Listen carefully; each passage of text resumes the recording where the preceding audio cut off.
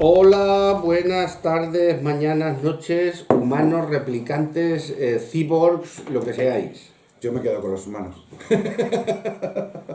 Buenas, bienvenidos a la taberna. Clasista. Bienvenidos a la taberna de Tannhauser, de Juan Hauser.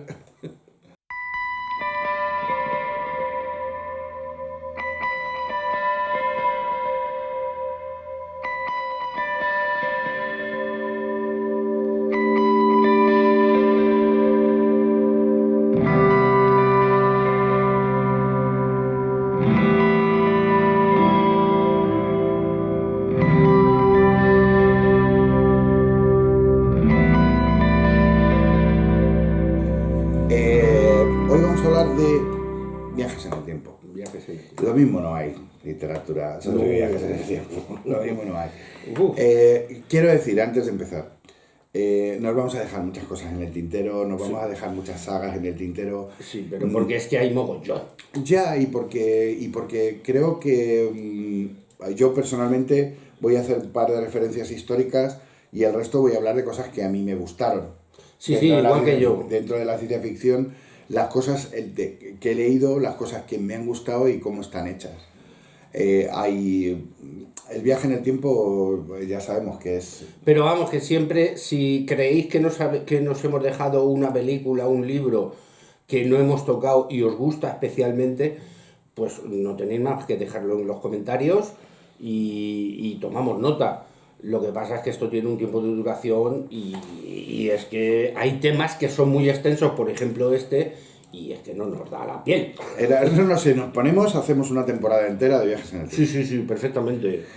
Empecemos por un poco por el principio, es decir, el ser humano siempre, en ese punto de temporalidad que tiene, siempre ha soñado con viajar en el Sí. tiempo, bien en el futuro para saber qué nos depara, bien al pasado para intentar cambiar cosas que no quiere seguir o que no quiere tener, porque al final somos prisioneros del presente porque tenemos un pasado que es el que nos manda o el que biográficamente nos sitúa o nos conforma y un futuro que dentro de lo que no sabemos qué va a pasar, pues nos gustaría tener controlado. Al ser humano lo que le gusta, yo creo, es tener controlado todo.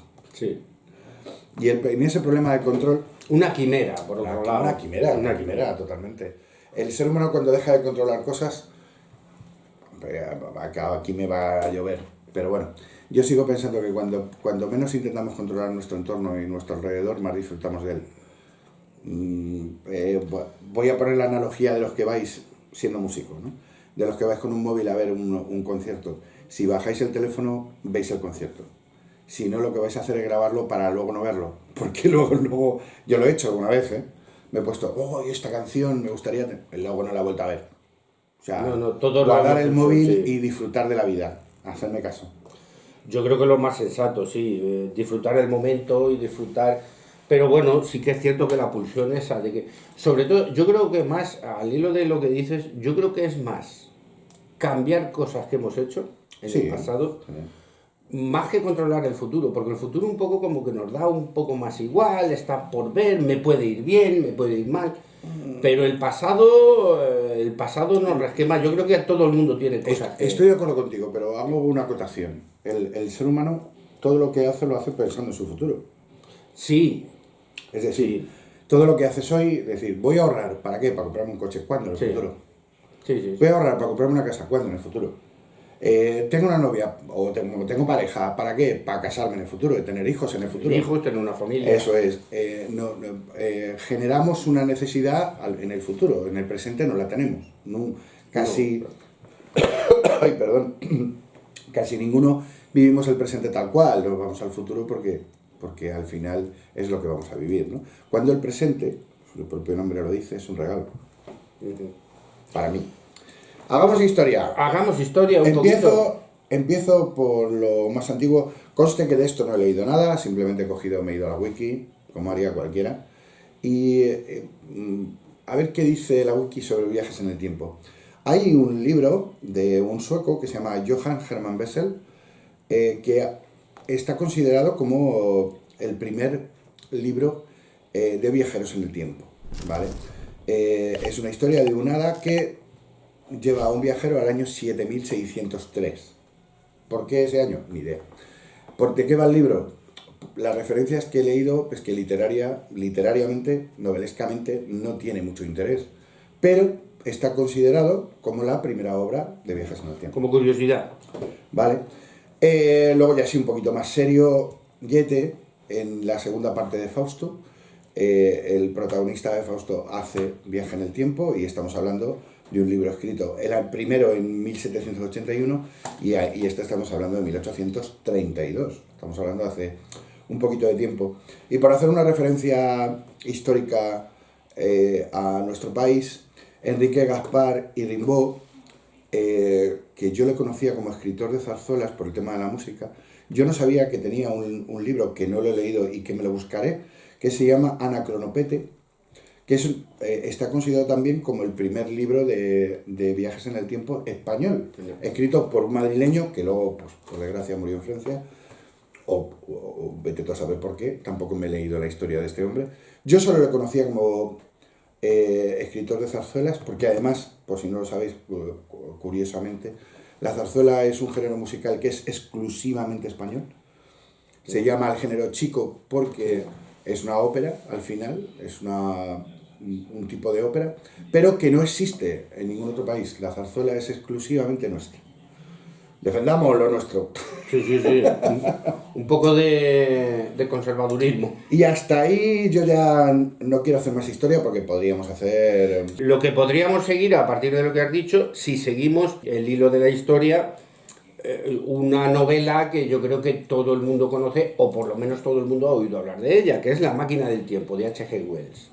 A mí me parece no solo la primera gran novela que habla de viajes en el tiempo, no solo la primera historia que habla de viajes en el tiempo, sino que me parece un análisis social de primer orden. Hay un señor que inventa una máquina del tiempo y va, en este caso viaja hacia el futuro. Al viajar hacia el futuro llega a un punto que solo hay dos clases sociales. La más baja, que llega incluso al canibalismo, como eran los Morlock, y una más alta y, ¿cómo decirlo?, inocente o incluso estúpida, y es a lo que llega el futuro. Es decir, es una representación social que está muy al hilo, yo creo, hoy en día, porque si observamos socialmente lo que nos rodea, vamos dirigidos a eso, es decir, a que la clase media desaparezca y solo exista una clase baja y una clase alta, que es lo que profetizó H.G. Wells en La máquina del tiempo. A ver, dos acotaciones. Yo no estoy seguro de si los Morlock criaban a aquellos humanos para comérselos.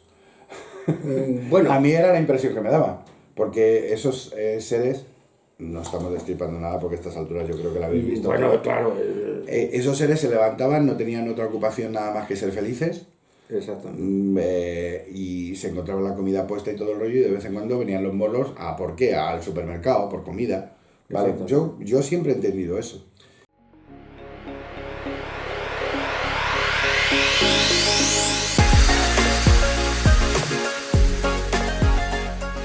Al hilo de la polémica que ha surgido en el programa de hoy, entre los dos Juanes, voy a dar mi opinión sobre esta máquina del tiempo. Es una obra que trasciende la mera narrativa de ciencia ficción para convertirse en un vehículo de crítica social. Publicada en 1895, esta novela no solo introdujo la idea de viajar en el tiempo en la literatura, sino que también aprovechó este concepto para explorar las preocupaciones sociales y políticas de la época victoriana. La historia nos lleva a través de los ojos del viajero en el tiempo, quien descubre un futuro lejano donde la humanidad se ha dividido en dos especies, los Eloi y los Morlocks. Los Eloi, seres frágiles y despreocupados, viven en la superficie en un estado de ocio perpetuo, mientras que los Morlocks, más robustos y trabajadores, habitan en las profundidades subterráneas. La división entre los Eloi y los Morlocks simboliza la marcada estratificación social de la Inglaterra victoriana, donde la clase obrera era a menudo relegada a condiciones de vida inferiores, casi subterráneas, en comparación con la clase alta. Wells utiliza esta dicotomía para criticar la desigualdad social y la explotación laboral, sugiriendo que tales divisiones podrían llevar a la degeneración de ambas clases. Además, la novela refleja las tensiones entre los sistemas comunista y capitalista, temas muy debatidos en la época de Wells. Los Eloi representan una sociedad que ha llevado el comunismo a un extremo, resultando en apatía y estancamiento, mientras que los Morlocks encarnan las consecuencias oscuras de un capitalismo desenfrenado, donde la explotación y la lucha por la supervivencia son omnipresentes. En última instancia, La máquina del tiempo es un llamado a la reflexión sobre el progreso y la tecnología. Wells advierte sobre los peligros de un progreso sin conciencia social, donde la ciencia avanza sin considerar las implicaciones éticas y morales. La novela sigue siendo relevante hoy en día, ya que nos invita a considerar cómo nuestras acciones y estructuras sociales actuales podrían estar moldeando el futuro de la humanidad.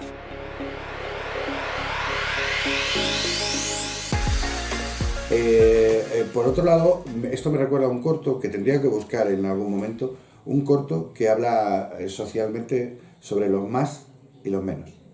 Pero hablo de cantidades, es decir, los menos son las clases más bajas y las clases más altas, y luego están los más, que son esas clases medias o intermedias, que hay un montón. Y operan de la misma manera. Y en ese corto recuerdo que había conversaciones entre los ricos y los más pobres, para tener siempre atemorizados a los que estaban en el medio y que no se salían de reír. Era muy peculiar ese corto. Me acaba de recordar eso. Sí.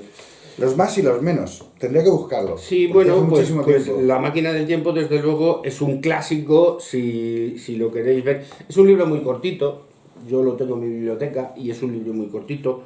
No es complicado de leer y vamos, que yo creo que es apto para cualquier público, ¿no? O sea, yo creo que no es complicado de leer, no es... No es una literatura. Tampoco tiene una filosofía apabullante que digas que no la puedes seguir. Yo creo que sí que se puede seguir las analogías. Pues fíjate, yo por contraposición, por la dificultad de lectura, hace un momento antes de empezar a grabar el programa, estaba buscando una serie que está basada en un libro de uno de los escritores de ciencia ficción que para mí es más difícil de leer, ¿vale? Que es Philip K. Dick. Sí, Philip K. Dick es muy complejo leer, tiene una prosa muy complicada. Él plantea, hablando de viajes en el tiempo, no sé si incluir esto en los viajes en el tiempo en la distopía, no sabía muy bien cómo incluirlo, pero he decidido traerlo aquí, hoy, por la razón que vais a entender ahora, o que vais a ver ahora. La historia del hombre en el castillo. Hay una serie. Que me la he leído. Es increíble, es genial. Habla de una bifurcación en el tiempo en la que supuestamente después de la Segunda Guerra Mundial, en el final de la Segunda Guerra Mundial, ganan el eje. Los nazis, para que lo entendáis. Bueno, claro, nazis y japoneses. Nazis, japoneses y italianos, lo que pasa es que los italianos desaparecen en un momento determinado y se queda ahí el eje, nazis y japoneses. Y se reparten Estados Unidos, el mapa de Estados Unidos, los nazis por un lado y los japoneses por otro. Hay una zona japonesa y una zona alemana y hay un punto ahí en medio de Estados Unidos que es tierra de nadie. Y los personajes, a través de unas películas grabadas en celuloide, cuando ponen esas películas ocurren cosas, ¿vale? Digamos que ahí están viviendo una realidad alternativa y ellos no lo saben. Ahí está esa situación compleja, cómo se plantea. Por eso digo que no sé si plantearlo como distopía, viaje en el tiempo... yo no lo líneas alternativas. Bueno, yo más bien lo plantearía como distopía, más que viaje en el tiempo. Es una distopía. Pero bueno, en cualquier caso, yo es que lo que sí que quería decirlo y quiero decirlo del El hombre en el castillo es que la acabas de contar, ¿no? Suena de puta madre, ¿verdad? Pues a mí no me gustó un pimiento. Claro, eso es. O sea, es un libro que a mí me pareció que el decorado me interesaba más que lo que me contaba la historia. Claro. Eso es típico O de... sea, me gusta más la premisa, es decir, creo que se podría haber hecho mucho más con la premisa, y desde luego ni te cuento que Philip K. Dick las tiene mucho mejores. No, O sea, no, sin duda, sin duda, sin duda. Pero a mí es mi apreciación personal, esto cuidado, o sea que yo no ni soy un crítico de arte ni nada de esto, pero mi apreciación personal es que esto no quiere decirse, porque desde luego sí que es interesante el libro, es decir, yo creo que se le puede echar un vistazo, se le puede leer, pero mi apreciación personal es esa, que el marco, todo lo que rodea la historia, me interesaba más que la historia. Claro, hay que reconocer que hace un esfuerzo increíble para conocer la sociedad alemana de la época y la sociedad japonesa de la época. Eso por supuesto. Te lo describe todo. Claro, es que es lo que te digo. De personajes. Claro, es que es lo que te digo. El marco, es decir, tú lo cuentas y dices, esto tiene que ser súper interesante. Pues luego pero lo es que leo. sí. Luego, claro, es que luego lo leo y ya me pierdo. Me da la impresión de que se podía haber hecho más con esa historia. Es que Dick es una bofetada. Sí, no, desde luego, o sea, vamos a ver, no, pero es que es lo que has dicho tú al principio. Es que Philip K. Dick no es un autor fácil. Yo creo que tampoco es para todos los estómagos. O sea, es como los caracoles. Igual. Es decir, los caracoles o te flipan o te dan asco. Eso es. Y bueno, pero bueno, ahí está. Si le queréis echar un vistazo. Lo traje simplemente por mera curiosidad, porque tiene que ver con el tiempo, pero no exactamente. Es otra manera de ver los viajes en el tiempo. No estamos hablando de una máquina que te lleva al pasado, que te lleva al futuro, sino de... Ninguna mujer de gusano. Eso es, de que te está hablando de los personajes que vienen en un tiempo alternativo, un universo alternativo que diríamos ahora, un universo paralelo, en el que hay unos desplazamientos en el tiempo. Eso es. Me llaman mucho la atención ese tipo de cosas, las bifurcaciones en el tiempo y todo eso. A mí personalmente me llama mucho la atención. ¿Vale? Sí. Sí. Sobre eso hay el efecto mariposa. No, sí, bueno, hay un montón. No vamos a pasar, y lo voy a tachar ya, no vamos a pasar por Regreso al Futuro, porque lo conocéis todos. Lo siento mucho para los fans, pero tampoco vamos a decir nada de Terminator, porque aunque a mí me parece una muy buena película, y a mí también, a mí me parece encantada, pero hostia, es que la conocéis todos. Ya la sabéis. Ya hay vídeos tutoriales, hay de todo con Terminator. Entonces... De hecho, hoy ha sido muy gracioso porque estaba en casa haciendo una tontería, estaba puliendo una pantalla de una tablet, puliéndola con bicarbonato y agua, y yo ahí haciendo experimentos con mi tablet. Y de repente, de esto que me llega un mensaje en el móvil y tal, y tonteando con el móvil, veo, los científicos han desarrollado un metal líquido que tiene inteligencia. Y pone debajo uno, ¿estos no han visto Terminator 2 o qué? Sí, eso es muy bueno, o sea, me hizo mucha gracia. ¿Esto no han visto Terminator 2 o qué? Eso lo dice también Berto Romero en el podcast. Berto Romero, supongo que lo conocéis todos, es un humorista fantástico. Director, y cada vez que sale una noticia de esta lo dice, pero bueno, es que no han visto Terminator. Es que no han visto que estos nos van a matar. Sí. Bueno, luego aparte en Terminator, pues claro, es viajes en el tiempo, pero también es inteligencia artificial. Claro. Es que desde luego Terminator he dicho que íbamos a pasar, pero al final nos estamos extendiendo porque la verdad es que a mí me parece buena película. Lo que pasa es que como es tan conocida... Tampoco. Yo de hecho la segunda parte, algo anecdótico, me fui a verla, yo solo, al cine, en Leganés, y me fui un viernes, y el sábado repetí con mis amigos. Sí, es fácil. Dije, tíos, tenéis que ver esto. Sí, Tenéis que ver esto. No, sí. Y me fui al día siguiente a ver. A mí me parece un peliculón. Entonces yo creo que pasamos ya de Terminator, porque lo conocéis todos y la habréis visto todos. ¿Por dónde sigues? 12 monos. ¿La has visto? Es que yo no la he visto. Está aquí anotada. Es que la he visto, o sea, no la he visto y oigo referencias a ella constantemente. Es una película que no sé si es tan buena o si... Es muy buena. Es muy buena en todos los sentidos. Es un peliculón. Interpretada genialmente por Bruce Willis, pero no solo Bruce Willis. El personaje de Brad Pitt es increíble. Y es una peli con moraleja. Es una película con moraleja. Una película en la que en el futuro está todo contaminado, ha habido una pandemia, no se puede salir a la calle, el ser humano vive en una sociedad totalitaria y controlada, y de repente piden voluntarios porque han desarrollado un sistema para viajar al pasado y eliminar al ejército de los 12 monos, que supuestamente, históricamente, es el que ha creado todo este problema, ¿vale? El que ha provocado ese futuro distópico, y mandan a alguien al pasado, la primera vez con no tan buena suerte, luego ya la segunda sí, pero la primera lo mandan a 1918 y le pegan un tiro en la Primera Guerra Mundial a Bruce Willis. Está muy bien, Los 12 monos es una historia en la que nada es lo que parece, nada tiene sentido, hasta que no veáis la última escena vais a decir, vale, todo esto va por aquí, va por aquí. Increíble película, yo insisto, muy bien interpretada, muy bien hecha. Sí, la tengo. Y el personaje de Brad Pitt, yo estoy enamorado de ese personaje, es una pasada. Yo ya te digo que la he apuntado porque es que me llegan referencias siempre, constantemente, de 12 monos y no la he visto. Sí. Disculpo. Con otras cosas. El día tiene 24 horas. Saltamos un poco de géneros. Atrapado en el tiempo, de Bill Murray. Es el Día de la Marmota. El Día de la Marmota. Esta la podíamos haber metido perfectamente en humor. Sí. Además que tiene uno de los chistes, nosotros que vivimos en pueblo, tiene uno de los chistes más geniales, por lo menos para los que vivimos en pueblo.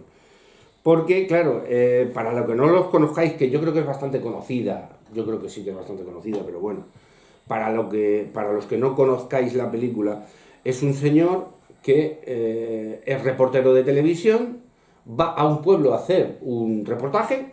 Sobre una marmota que predice el tiempo para todo el año. Sí, que es algo muy típico en Estados Unidos, en cierta parte de Estados Unidos. El Día de la Marmota.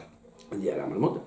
Y resulta que cada vez que se acuesta, vuelve a repetir el mismo día. El Día de la Marmota. El Día de la Marmota. Una y otra vez. Una y otra vez, constantemente. Haga lo que haga.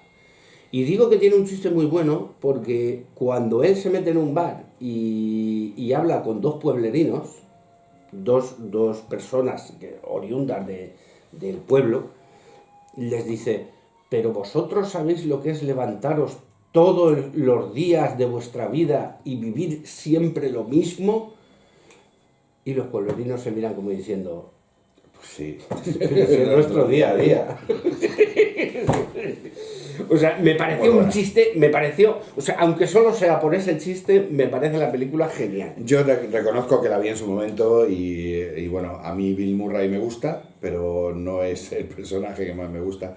Me gusta más en Lost in Translation, que me gusta mucho. Es que yo creo que Bill Murray es un actor que ha ganado con el tiempo.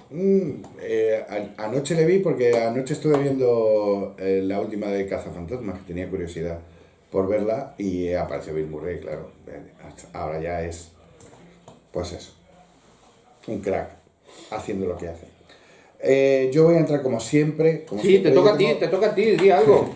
Como siempre voy a tocar para mí el maestro, que es Asimov, obviamente. Asimov tiene varias historias sobre viajes en el tiempo. La primera la escribió, que se llama Guijarro en el cielo, ¿vale? Es una historia de viajes en el tiempo y demás. Está muy bien. Es de las primeras historias de Asimov. De hecho, él cuenta que fue una historia hecha por encargo para una revista. Esa revista, cuando le llegó, no la quisieron. Cuando la leyeron no les gustó y no la quisieron, se la devolvieron. Le hicieron una oferta reduciendo las palabras. Cuando hablemos de Asimov vais a entender a lo que me refiero. Asimov te escribía un relato por encargo, o sea, para que hagáis una idea. Muchos escritores, tampoco es exclusivo suyo. Pero es muy característico que él te hable siempre de cuántos centavos por palabra cobraba. ¿Vale? Sí, porque recuerdo que en cierta ocasión dijiste que era muy pesetero, ¿no? Sí, era, bueno, muy yankee también, ¿no? Sí, bueno. Siendo ruso, era muy yankee en ese sentido. Y él siempre te cuenta pues que una novela, una historia que tenía 700.000 palabras, pues la tuvo que dejar en 350.000, con lo cual él perdió no sé cuántos centavos por por palabra que era una pasta. Es más, llegó un momento en que él ofreció Guijarro en el cielo gratuitamente con tal de publicarlo, y al final alguien lo publicó. Iba a ser una novela, un cuento corto, y al final a alguien le llamó la atención y lo convirtieron en un libro. Un libro muy interesante que después se ha incluido en distintas colecciones. Es su primer contacto serio con el tema de los viajes en el tiempo, y eso le preparó para el que luego sería, a la larga y a la corta, el libro que marca. El otro día, hablando con otra persona que hace un podcast, hablando precisamente de toda la saga de la Fundación, llegábamos al acuerdo. El fin de la eternidad es el principio. Es el principio de las fundaciones. Sin leer el fin de la eternidad, luego hay más libros entre medias, está Bóveda de acero, Sol desnudo, que tienen que ver ya más con robots, tienen que ver más con social, con la parte social, con tal. Pero el escenario real donde se desarrolla toda la fundación nace del fin de la eternidad. La historia del ejecutor Harlan Ellison, creo que era, o John Harlan, o algo así. No me acuerdo del personaje. El fin de la eternidad, un libro muy interesante en el que aparecen unos tíos que son los Eternos, que viven en un sitio fuera del tiempo muy peculiar. Una historia muy, muy, muy interesante de Isaac Asimov, El fin de la eternidad. Como siempre, Asimov hay que leer. Sí. O sea, eso por descontado.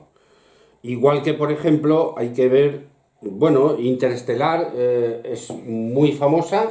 Yo creo que podemos pasar también de puntillas, porque no sé si tú tienes algo que... No, al final es dilatación temporal. Claro. Es un viaje en el tiempo, pero por dilatación temporal. Sí. Que está bien traer Interestelar siempre, en cualquier momento. Yo, llegados a este punto, no quiero dejar pasar, porque muchas veces hablamos, y sí que es posible que todavía no nos lo han dicho, pero nos podían decir, no decir nada de los españoles. Que alguna cosa sí que decimos. Yo iba a ir directamente ahora mismo a Juan José Benítez. Claro. Bueno, como tú te vas a extender más seguramente con eso, yo quiero subrayar Los cronocrímenes. También. Una película de Nacho Vigalondo, no sé si decir menor, o de las primeras, no muy famosa. Yo la tenía anotada, me parece una buena película. A mí me parece una muy buena película. Quizá no muy comercial, pero sí que muy interesante. Habla de viajes en el tiempo. No, además son unos viajes en el tiempo que no te explican muy bien cómo son. Sencillamente hay una máquina que tú te metes y te traslada en el tiempo.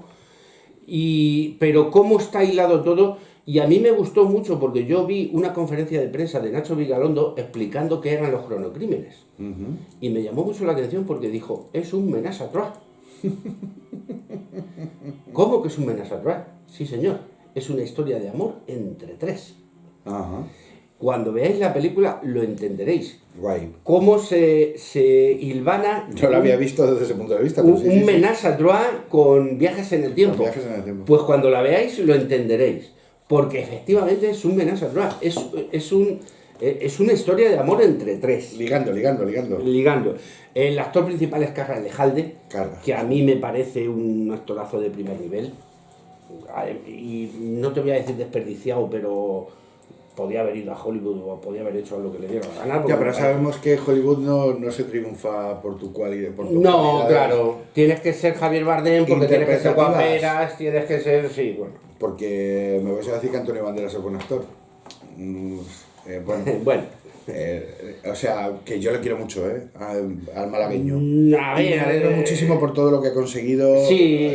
Señoras y señores. No. Rompo una lanza en su honor, ¿vale? Sí, pero como actor creo que en España hay... limitadito. 45.000 mejores mucho actores. Mejores. Sí, que no digo que no se lo merezca. Cuidado. No, o sea, vamos a ver si lo que pasa... esto oí yo, ahora que hablas de Antonio Banderas, esto lo hilo yo con una entrevista que le hicieron a Carmen Maura, que decía, y lo explicaba muy bien, por qué triunfó Antonio Banderas en Hollywood.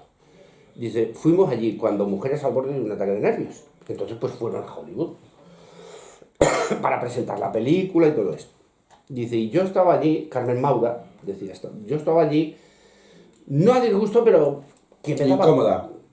me daba todo un poco igual, ¿no? Dice, pero Antonio Banderas se montó en un descapotable. Latin Lover, total. Exactamente, disfrutaba como un niño. Claro. Dice, eso es lo que quería él.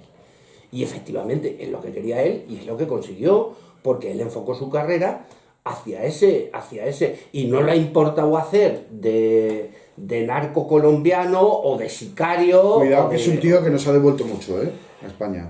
Sí, no, Cuidado, bueno, es un no tío tiene que ver una cosa con mucho otra. en el sentido que hay una escuela de actores, Sí, que hay un montón de cosas bueno, que pero se eso, pueden aportar. claro, pero esto ya lo hemos hablado otra vez. No tiene que ver la calidad como actor a la calidad como persona. Eso Como es, persona o sea, no se le discute. O sea, Eso es. Yo como actor no me parece un gran actor, pero bueno, reconozco que tiene una carrera y que tiene su mérito, que tiene su derecho a tenerla, ¿vale? Yo no estoy cuestionando Bueno, eso. es una carrera hollywoodiense. Eso es. O sea, como muchos actores hay en Hollywood, no porque sea español, hay muchos actores en Hollywood que me parecen lo mismo. Me parecen actores muy limitaditos, Yo pero siempre que hago- hacen su carrera en Hollywood. Aquí no vamos a extender, no vamos a perder un poquito. Yo siempre hago una distinción en todos los aspectos artísticos. Hay una distinción en lo que es una estrella y lo que es un artista. Exactamente. ¿Vale? Entonces tú pones un nombre en un cartel y llenas cines. ¿Será buen actor o no? O sea, me vas a decir que Schwarzenegger o Stallone son buenos actores. Yo no he visto ninguna capacidad. O sea, de hecho, voy a hacer un comentario jocoso. En la segunda película de Terminator, volviendo a esto, hay un momento en el que cuando huyen de Pescadero, que es una institución, es un manicomio, cuando ya huyen de ahí, ellos se meten en una especie de garaje y se van a curarse las heridas y recomponerse y seguir huyendo de ese Terminator. Sí, lo recuerdo. Yo sí lo Bueno, recuerdo. pues hay un momento en el que el T-1000, que es Arnold Schwarzenegger, bueno, se planta en una cristalera, quieto como un mueble, entre varios muebles, y se ve amanecer. La mejor interpretación de mueble que he visto en mi vida. Claro. Es que... O sea, Schwarzenegger Claro. es el mejor mueble que puedes poner. Claro, pero es que esto es lo que hemos hablado tú y yo alguna vez cuando me has dicho Jim Carrey, por ejemplo. Jim Carrey, eso es. Jim Carrey es un tío que a lo mejor no te puede hacer un padre de familia, porque es histriónico, etc., pero te puede hacer un yonki, o te puede hacer la máscara, Cuidado con el número 23. o te puede hacer... Cuidado con el número 23, que menudo peliculón. Bueno, pero yo le veo, pero por eso te digo, yo le veo La capacidad de limitado. interpretación increíble, ¿eh? El Jim Carrey. Yo ahí... El número 23. Bueno, échate un vistazo a esa película y después la hablamos. La veré. Que- Sí, yo no. Lo claro, bueno claro. que tenemos nosotros. La veré, sí, porque no la he visto. Es que en ese sentido. No la he visto. Entonces, vamos a seguir porque Vale, ya nos sí, sí, hemos ya. perdido en los bosques de Aragón y ya no sabemos por dónde estamos. Volvemos a Mordor. Looper, me hablaste el otro día de Looper. Sí, eso es, la tengo aquí anotada. 12 Sí. monos, Looper. Looper Sí. es una historia muy curiosa, muy peculiar. Es una historia para ver. No, esa no la quiero destripar porque es una película que tenéis que ver. Porque es una enseñanza de la vida. De hecho, sí voy a contar un pequeño spoiler. El Bueno, el personaje- protagonista es Bruce Willis, Sí. para que veáis que tampoco está en Y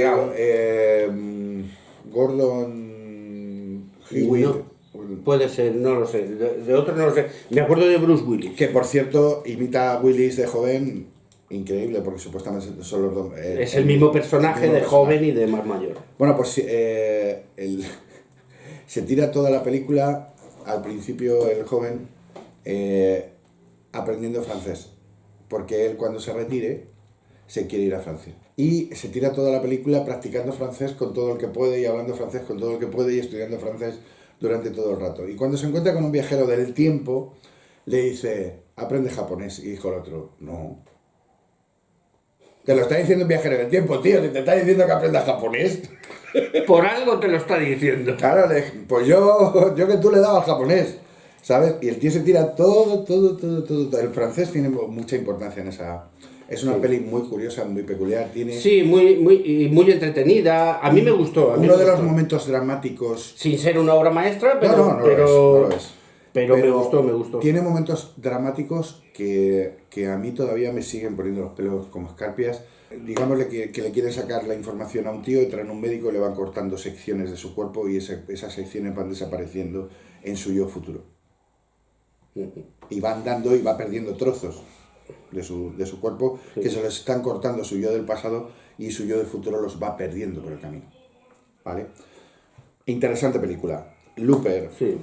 Sí, no sé si es guión original, ¿eh? Yo la he traído como no lo película. sé, pero vamos, como película, es una película que si tú estás un sábado por la noche que no sabes qué ver, es una película... Es peli de palomitas. Efectivamente, es peli de palomitas porque además tiene sus escenas de acción, pero tiene, o sea que es peli de palomitas. Sí.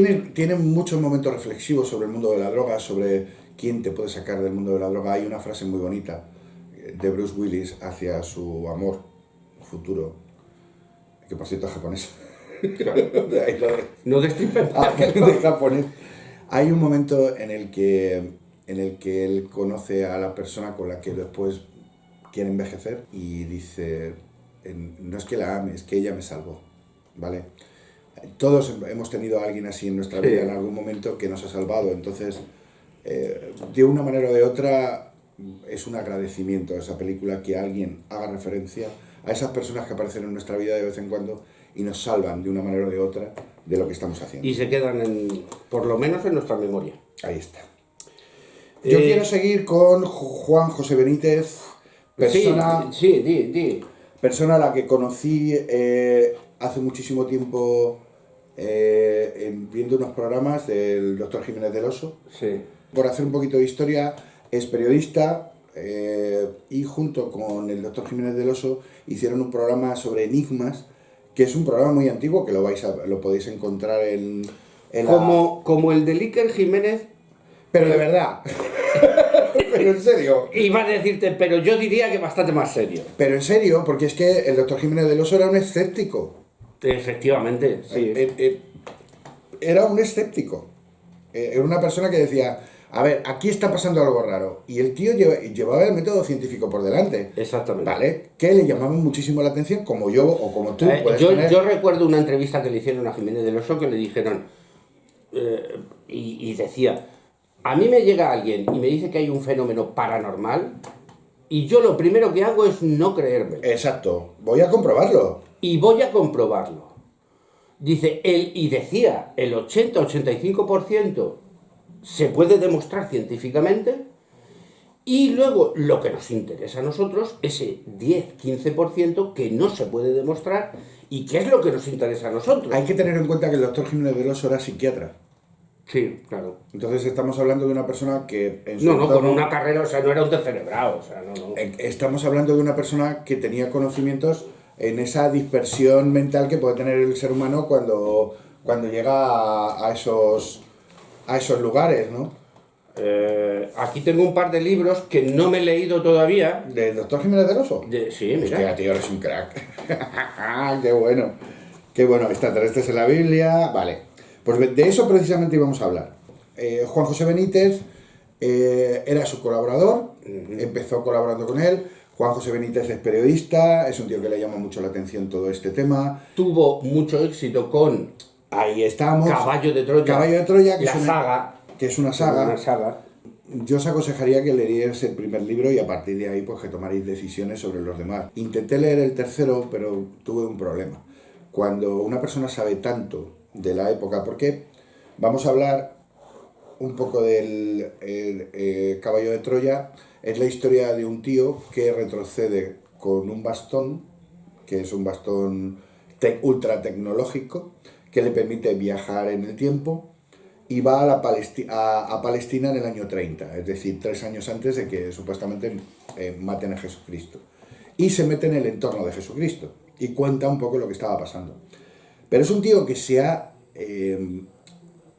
retroalimentado tanto de su entorno que cuando te describía una hierba, te la describía, o sea, con conocimiento de causa. El tío sabe de esa época y de Palestina lo que no sabe nadie.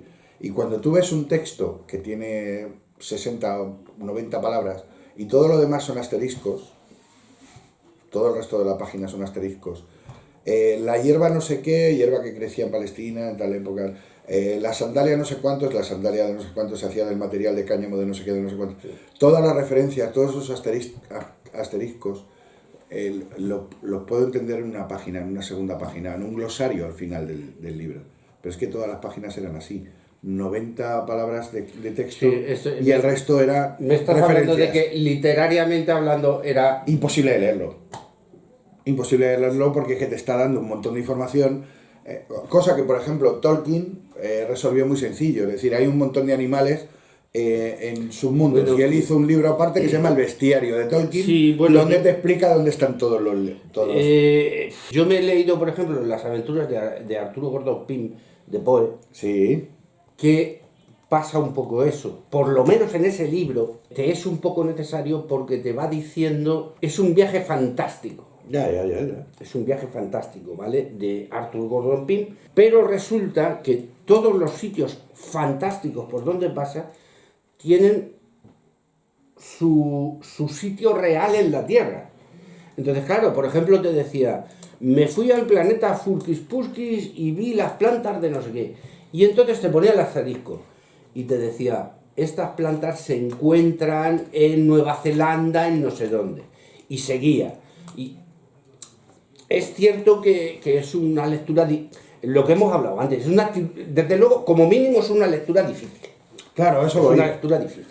A lo que yo voy es que cuando eso te lo encuentras en 5 páginas está bien, pero en todas, en un Claro. libro de 300 páginas, dices, joder, es que... Pero la historia, pero yo estoy de acuerdo en que la historia es cojonuda. Ah, la historia es buenísima. La historia es cojonuda. Y cómo la desarrolla JJ Benítez, para mí, lo que pasa es que, desde mi punto de vista, esto es algo personal, le pudo, la historia pudo al autor, que eso es, hay Puede veces ser. que hay un pulso entre el autor y, bueno, a veces no, estoy seguro que el 99% de los que sois escritores o que os gusta la escritura, o en otras artes, el cuadro que se comió París.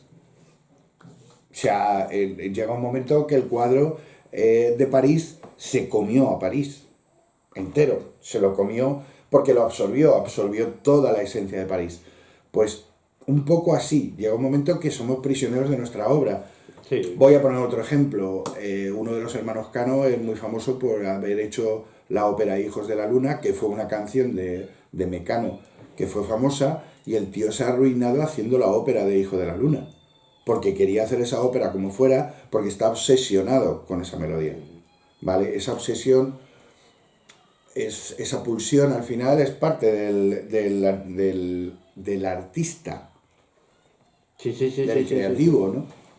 Entonces, no le voy a dar muchas más historias, son muy interesantes, los podéis buscar, creo que van a estar en cualquier biblioteca. De todas maneras, yo creo que sí que es muy interesante porque no es muy conocido.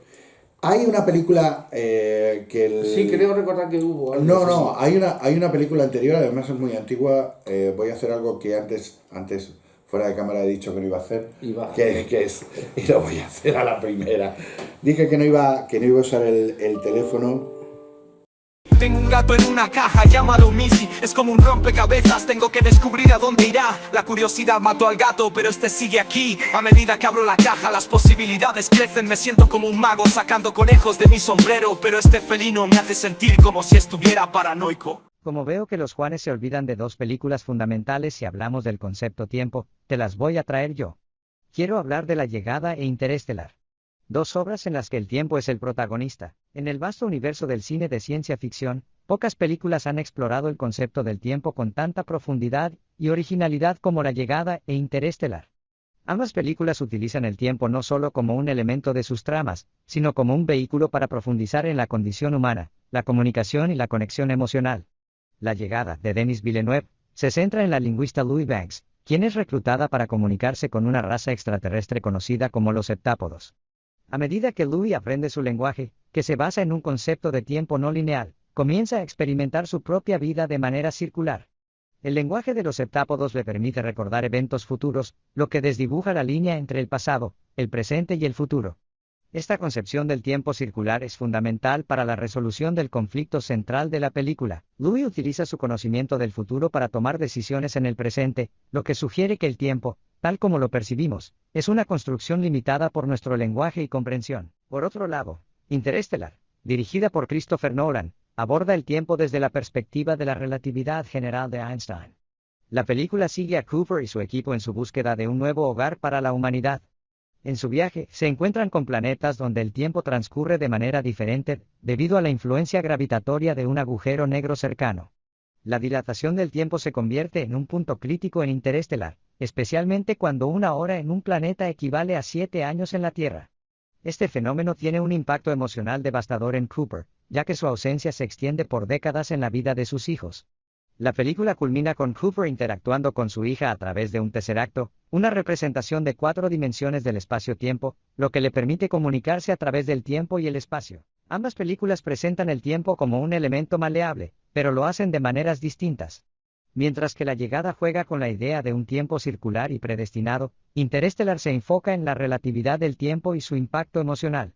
Sin embargo, en ambas, el tiempo es crucial para la conexión humana y la comunicación. Louis Banks en La llegada usa su comprensión del tiempo para unir a la humanidad, mientras que Cooper en Interestelar utiliza su experiencia del tiempo para salvar a su familia, por extensión, a la especie humana.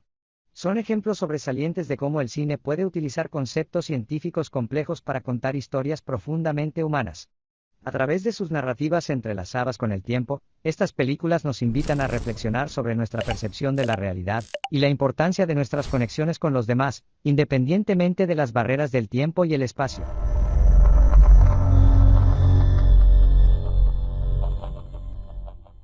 Hay una historia, el vídeo de Jesús, de un escritor alemán que se llama Andreas Eschbach, o Eschbach. El vídeo de Jesús convirtió en un bestseller en Alemania, Francia, Rusia y Holanda. Estoy leyendo Wiki, ¿vale? Interesante idea.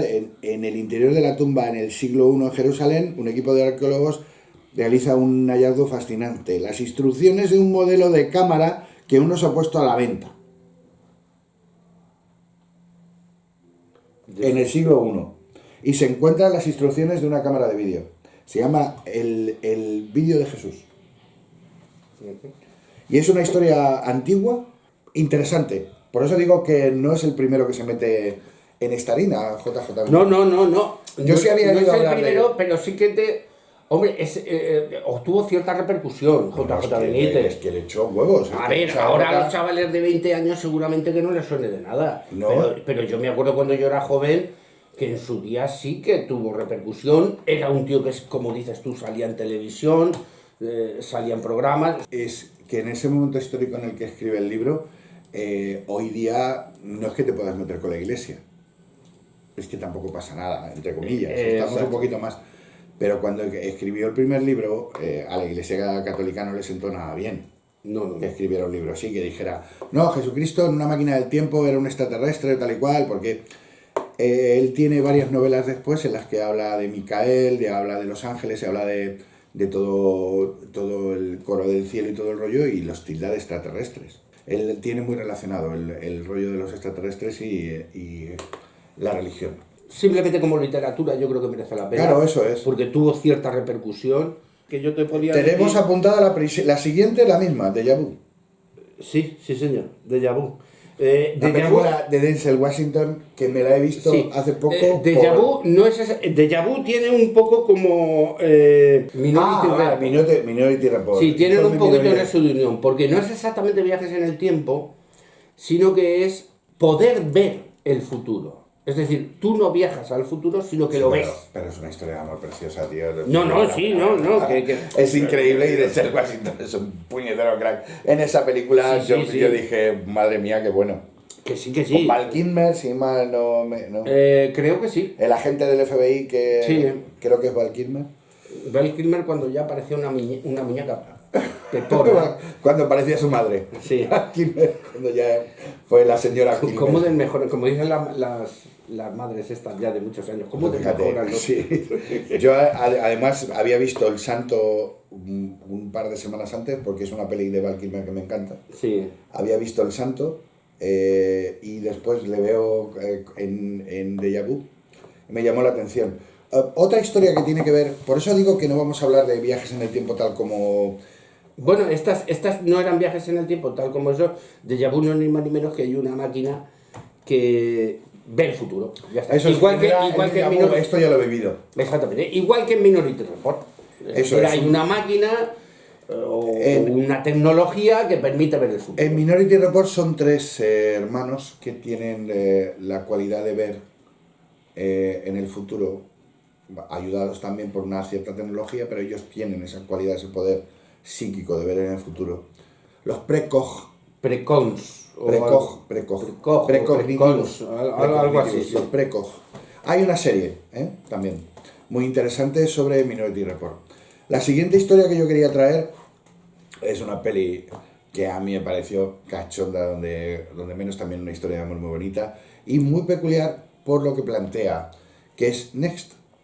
También es la historia, sí, sí, sí. es la historia de un mago que realmente no es mago, es un tío que tiene la cualidad de ver unos pocos minutos en el futuro Sí. y sabe un poco lo que va a pasar. Entonces él juega con eso y vive en Las Vegas y gana dinero con eso, ¿vale? Sí, Pero hay una persona, Y le contratan para buscar a un asesino, ¿no? ¿No es esa? hay una persona, él tiene un sueño repetitivo con una chica y intenta encontrarla como sea porque, por un lado, se enamora de ella, ¿vale? Y por otro lado, tiene la sensación de que tiene una conexión especial con ella. Y es que cuando está con esta persona, no ve dos Ah, tres no, ya, minutos en ya el me acuerdo futuro. cuál es, sí, sí, ya me acuerdo. No ve 2 o 3 minutos en el futuro, sino que es capaz de ver muchísimo más adelante en el Sí. futuro. Y le contratan, porque va a haber una serie de atentados, y le Sí. contratan para, Bueno, le contratan después, No, después de le que le contratan, persiguen, no. casi le digamos que le coaccionan ecuacionan. para sí. que ayude a resolver eso. Nicolas Cage. Nicolas Cage, exactamente, Nicolas Cage. Jessica Biel, la policía Sí, que no, yo sabía que era es Julianne Moore. famosilla, sí. Hay momentos en el que cuando está cerca de esta chica, este tío sonríe. Pero ¿no? hablamos, Sonríe, eso es Nicolas pero Cage. hablamos de lo mismo. No son viajes en el tiempo, sino visiones en el tiempo. Por eso quería traerlo, porque sobre viajes en el tiempo, que es lo que hemos hablado antes, hay muchísimo escrito, hay muchísimo... Sí, bueno, Vale. yo tengo apuntado, por ejemplo, también Tenet, que es una de Nolan, de Christopher Nolan, Tenet es un peliculón, yo la he visto ya, voy por la cuarta pero vez, complicada.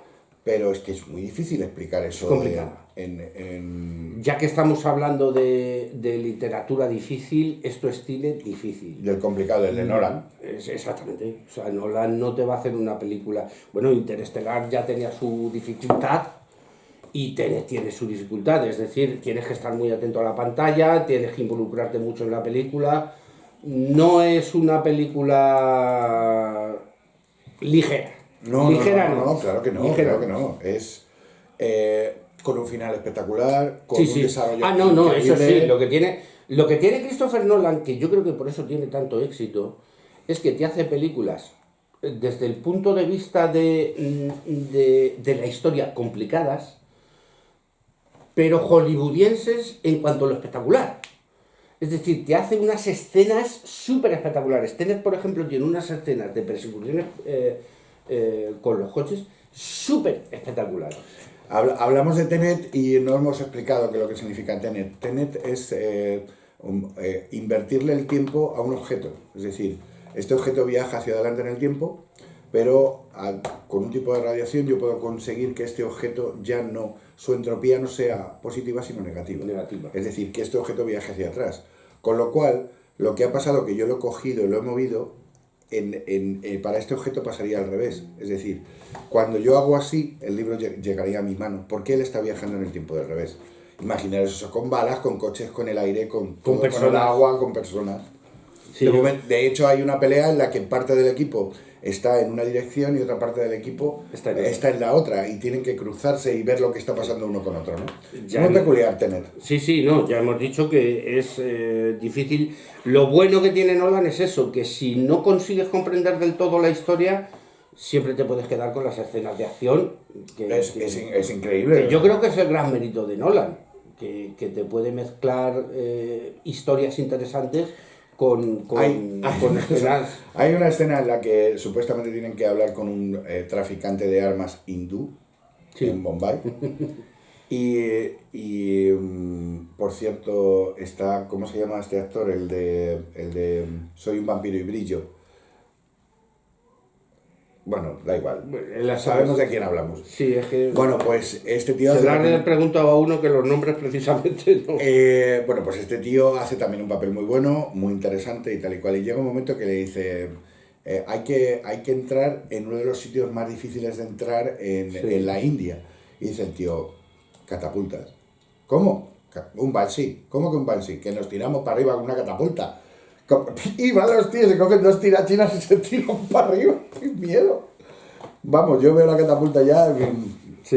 Necesito un poquito de... Nolan me parece uno de los grandes directores de esta época, por lo que te digo, porque ha sabido contraponer lo que sería un cine indie en cuanto a historias con un cine comercial en cuanto a espectacularidad. Él sabe hacerlo y Sí, luego sí. sí sabe venderlo también. Porque, Y luego sabe venderlo, Claro, porque tiene el luego- apoyo de la industria. Eso es. En fin. Pero porque ha demostrado que es muy difícil. No, claro. O sea, Eh, a no ser que tengas mucho dinero. Bueno, en cuanto a... Yo no sé si habrá directores con mucho dinero. Normalmente bueno, sí, hombre, claro, sí, los hay. Pero ya directores Sí, consagrados... de Spielberg and Company. Claro, por ejemplo, claro, es que Spielberg se puede hacer a Spielberg ya no le hace falta productores. Claro. Se lo produce él. Claro, su propia empresa se lo produce, él Claro. y sus 3 amigos, Lucas and Company. Y Nolan, a día de hoy, seguramente que también. Sí, pero de todas formas el hecho de que la idea la coja Nolan, o sea, a ti te coja Nolan una idea y la convierta en algo Nolan, ya está ocurriendo. Sí. Es decir, que tenga su propio sello, su propio marchamo. Sí. ¿Vale? A mí me gustaría traer una serie española que me llamó mucho la atención. He visto algo, no he visto toda la serie, pero he visto algunos capítulos. No sé por dónde siguió, que se llama El Ministerio del Tiempo. El Ministerio del Tiempo, muy famosa. Muy curiosa. Me llamó mucho la atención por el tratamiento que se le daba a los personajes históricos Sí. y tal. Está muy bien. He visto alguna escena. Por ejemplo, he visto una escena con Lorca, Sí. que tiene una escena muy emotiva porque uno de los protagonistas le dice a Lorca, no vayas a tal sitio. Claro. Y no le puede decir ¿Por qué? por qué, que te van a matar. Y no lo puede decir. Esto es una de las cosas que más me llama la atención de los viajes en el tiempo, ¿no? Que en teoría tú no puedes intervenir, pero claro, ¿cómo no vas a intervenir en ciertos asuntos? Por ejemplo eso, Lorca, sabes que le van a matar, sabes que le van a fusilar y se lo dirías, no se lo dirías, se lo dirías claramente, te arriesgarías. Es uno de los debates que abren los viajes en el tiempo. Yo tenía apuntado 2 series, una que sí tiene que ver con Marvel, que dijimos que no íbamos a hablar de Marvel, pero está un poco en ese punto paralelo de Marvel en el que no estamos hablando de superhéroes, sino de ciertos personajes, como es el agente Coulson, que algunos lo conoceréis como el tercero de S.H.I.E.L.D., el agente que contactaba con Tony Stark en Iron Man, ese hombre con poquito pelo y tal. quién es. Pues Agentes de S.H.I.E.L.D. es una serie muy interesante, va de superhéroes y demás, pero hay momentos muy peculiares de viajes en el tiempo y de viajes a otras realidades que me parece muy recomendable. Otra serie que no es de ciencia ficción, pero que sí tiene su parte de ciencia ficción, es Outlander. Esta serie Esta es la de... es una historia muy curiosa, es de una chica que se acerca a un grupo, a un círculo de dólmenes, y al tocar uno viaja en el tiempo como 200 años al pasado o 300 años al pasado en Escocia, ¿vale? Y claro, es una mujer que es una mujer que tiene su profesión y todo el rollo, y llega a una sociedad súper machista y todo el rollo, se enamora de un tío, y cómo cambia ella, ese entorno y demás. Me llamó. La primera temporada es increíble, es preciosa, es una historia de amor muy bonita, es una historia social muy intensa, es muy dura. Hay un momento que a mí me llamó mucho la atención, en el que supuestamente esta mujer habla cuando están todos los hombres reunidos y da su opinión, y el jefazo del clan, Maldego o como coño se llamen, que son escoceses, le dice al marido: tienes que reprimirla, tienes que rectificarla, ella no puede hablar aquí como ella quiera. Y él le dice, ¿y cómo hago eso? Que yo la quiero, yo no puedo pegarle, yo no puedo... Porque además estoy de acuerdo con lo que estás viendo, o sea, que me estás diciendo que la tradición dice que le tengo que partir la cara, pero es que no lo voy a hacer porque es a la mujer que amo y a ti no. O sea, Eso para empezar. Me encanta, me Eso para encanta ese empezar. momento en el que él duda, pero al final vence la cordura y vence el amor, entre comillas, pero sobre todo la cordura y el sentido común de un hombre que ha sido ajusticiado, no nos lo perdamos, y que esta mujer le rescata. Volvemos al punto de esas personas que nos salvan, ¿no? Y él tiene que reprimirla y dice, va a ser que no, va a ser que no. Y hay una conversación entre ellos sobre eso Muy interesante. que es increíblemente bonita. Sí, ya que hablar de series, yo quería hablar de Bodies. Ah, Bodies. Bodies es una Me serie... hiciste referencia el otro día a ella, la estuve buscando porque no la había visto. Sí, es una serie inglesa. Trata, para que lo entendáis así rápidamente, de el eterno debate de si tú puedes viajar en el tiempo y puedes matar a Hitler, ¿lo matarías o no?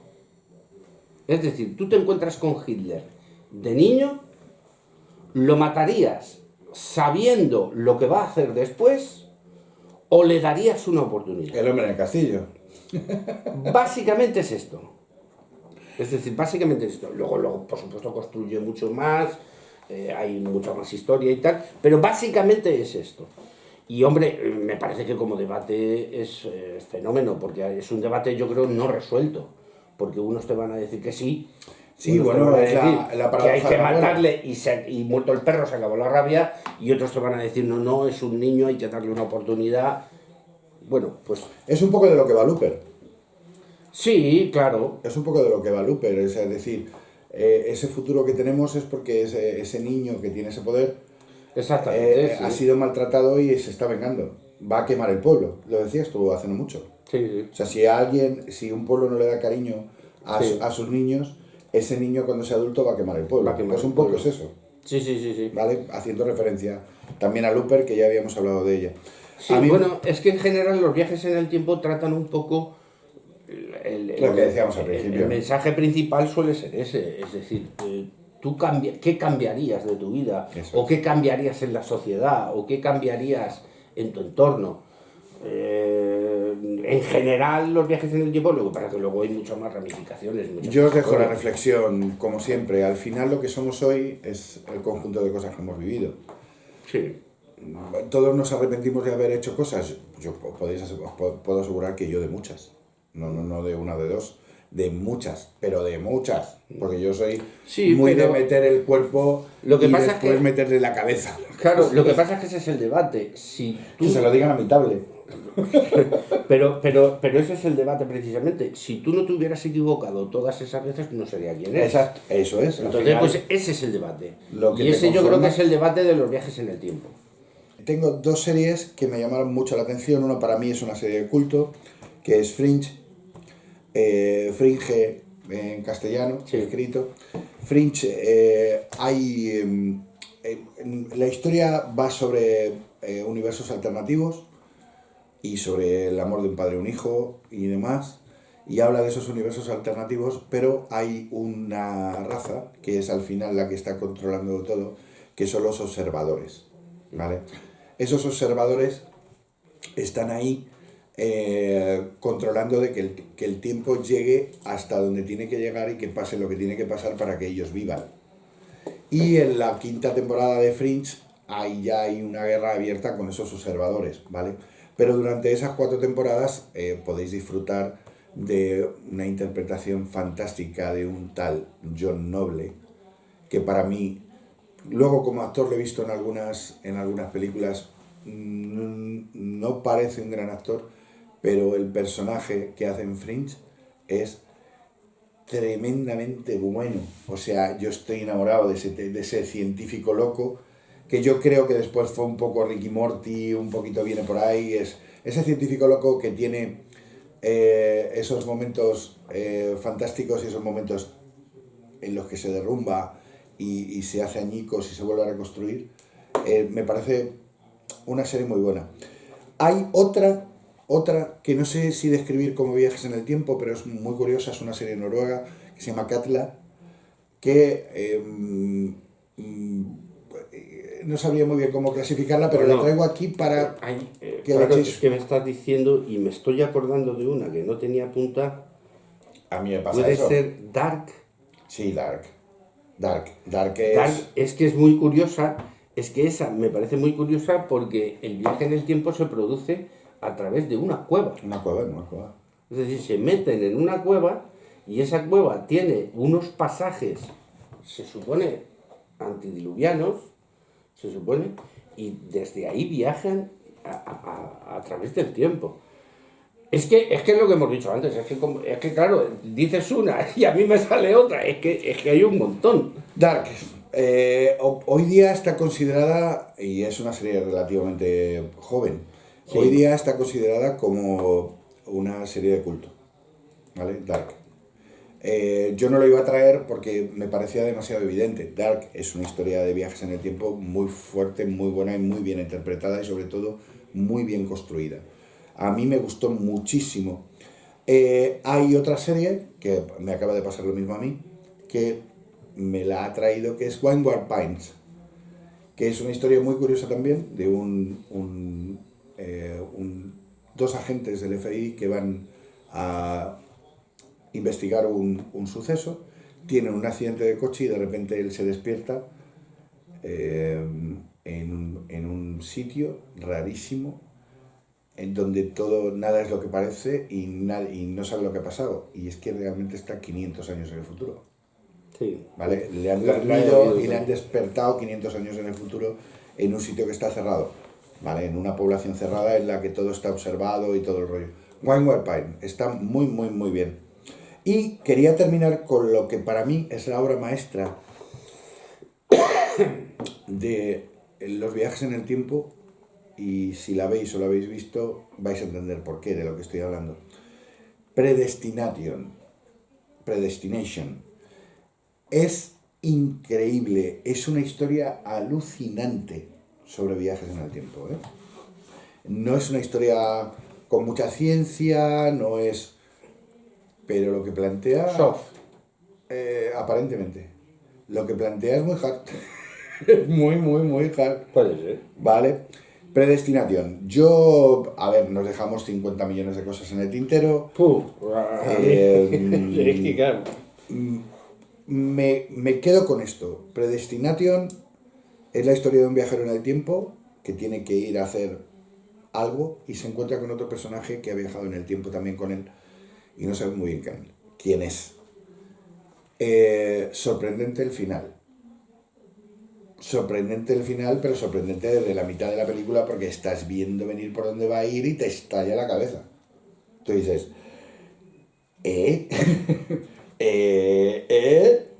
haces así, 7 por culo 21 y 2 que me llevo 23 y dices, madre mía, esto no puede ser. Pues es. Quería hacer un último Sí, inciso. venga. Porque hemos hablado, y esto a lo mejor llama un poco la atención, viajes en el tiempo y romanticismo. Uf, yo es que todo lo llevo a ese punto.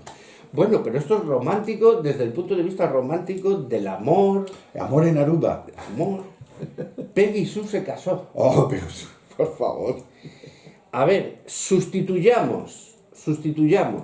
Hay que matar a Hitler con mi madre se tiene que casar con mi padre. Sí, Regreso al futuro. Es lo mismo.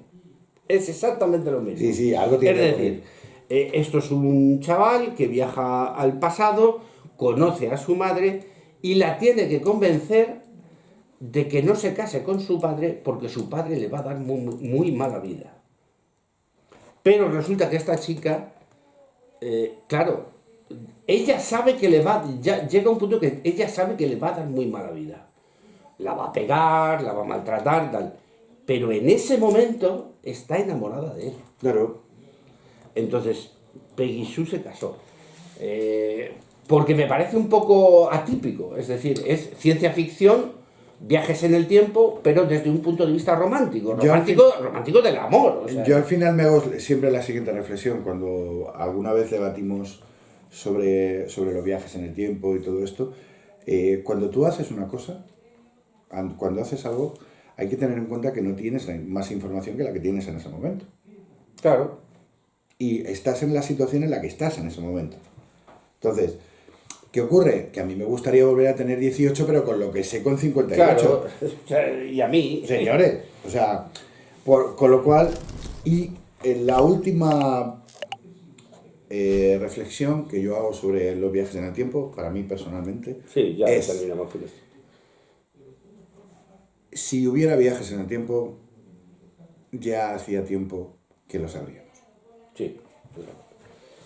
Yo estoy totalmente convencido de eso. Yo creo Es que- decir, nadie se puede ocultar tanto, y más hoy que tenemos cámaras y vídeos por todos lados. O sea, no, a lo mejor en el siglo XVII sí, pues espero vuestras opiniones, o esperamos vuestras opiniones. Bueno, quién sabe, a lo mejor yo soy un viajero en el tiempo.